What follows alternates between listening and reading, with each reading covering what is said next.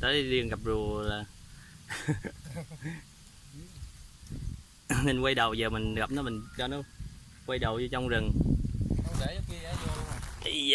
Vô rừng bên này đi, rừng bên này rừng rậm hơn, đừng có bò ra nữa nha cưng. Cưng đi đâu vậy? Ấy, có khi nào đi hướng này xuống sông ta?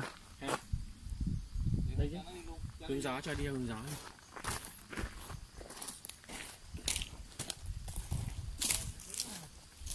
Con này hơi bị nặng ạ.